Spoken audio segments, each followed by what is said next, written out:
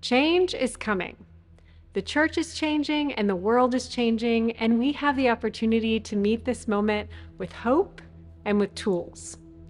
Here's what's going on in the church. Two things. We're looking at changes in declining attendance and a trend toward part-time clergy. Parochial report data across the Episcopal Church shows that the church attendance and membership has continued to decline, and the Diocese of Atlanta is not immune. We've declined at a similar rate as our wider denomination over the past decade. But before we jump to any conclusions about what that might mean, two things. First, membership in the Episcopal Church tracks with the birth rate in this country. And second, the new regular attendance for families is once every 4 to 6 weeks. So before we make judgments about decline, we may need more information about if or how declining attendance is impacting vitality and viability.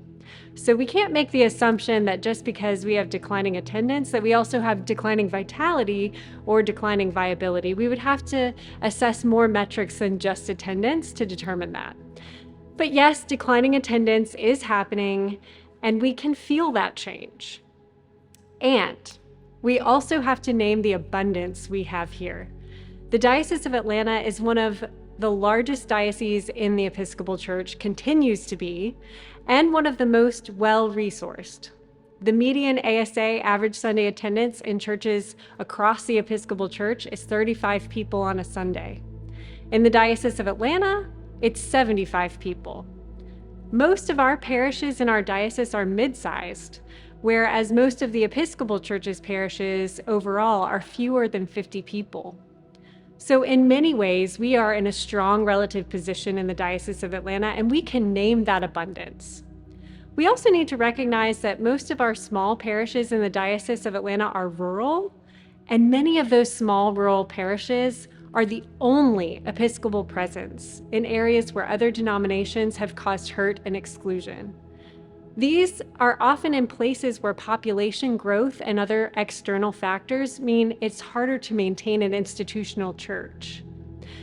But they're also the places where they're most needed.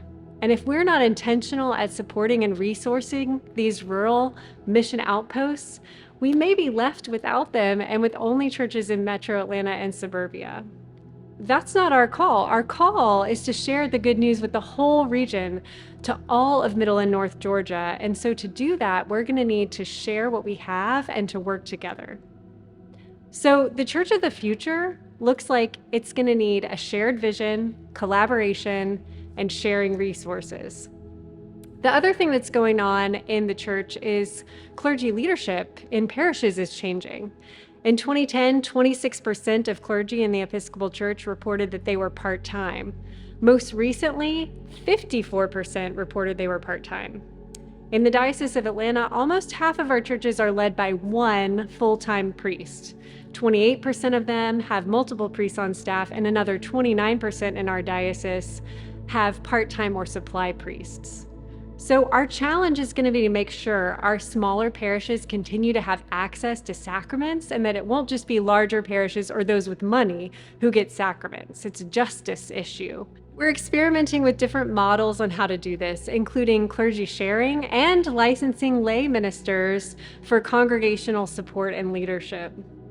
So the Church of the Future looks like it's going to be lay-led and clergy-supported. Attendance decline, changing clergy leadership in parishes, that's what's happening inside the church. The world outside the church is also changing. Now we see that Americans are less likely to trust institutions and instead are drawn to authentic community. Americans are less likely to find meaning in religion and more likely to find meaning in relationships. There's a rise in the number of people who say they are of no religion, and there's a rising number of adults who say they're spiritual but not religious. Something else that's happening is the epidemic of loneliness. In 2018, even pre-pandemic, almost half of adults said they were lonely, they felt their relationships weren't meaningful, they felt isolated. And so the church has what the world needs. So the Church of the Future looks like it will be less institutional and more relational. These are the changes that appear to be coming, and it looks like collaboration and sharing resources are going to be key to our future. It looks like the church of the future will be lay-led and clergy-supported, and it will be less institutional and more relational. Change is coming, and we have hope and tools. The hope is the opportunities that actually come with the change. Creating an authentic community of hope for folks is what's most needed right now. And when we focus on that, we can perhaps get back to the core of who the church is really called to be and let the rest fall away. The hope we can hold on to, too, is that we have a longer runway in the Diocese of Atlanta to prepare for the future that is coming. We are well-resourced and we have lots of abundance here. So the opportunity is to experiment and adapt now, rather than trying to get back to how things were in the past or just hold on to what we have in the present and not do anything differently because change isn't affecting us as much yet. Instead, we have the opportunity to create something new that will better meet the needs of the world in this present moment. And theologically, the hope we have is that we know God will not abandon the church. Even if the institutional church changes, we believe there will always be faithful people who will follow the way of love and partner with God to change the world. So we have hope. And we have tools. When we're faced with decline, we actually have decades of research and practice that offer us tools on what to do. And that is to get back to some of the key questions about who we are, what God is calling us to now, who's our neighbor, how are we called to be in relationship with them. Discerning anew these questions are the tools that we need, and the Office of Congregational Vitality is developing resources around just those things, including the College for Congregational Development. So the Office of Congregational Vitality can come alongside you and help you with assessment and strategic planning and implementation. And then the college actually teaches you to do those things. So we can do it with you, and we can teach you to do it. Also, we have tools for the formation of lay ministers. The FAB, Formation for All the Baptized, School for Ministry, is going to license its second cohort of lay ministers, preachers, worship leaders, catechists, evangelists, pastoral leaders in January of 2024 so that they can serve their own parishes and they can share their gifts with the diocese as a whole. So if the Church of the Future is going to be lay-led and clergy-supported, we are getting lay ministers and leaders ready. The church is changing and the world is changing.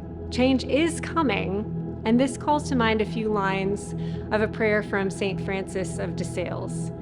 Do not fear the changes of life. Rather, look to them with full hope as they arise.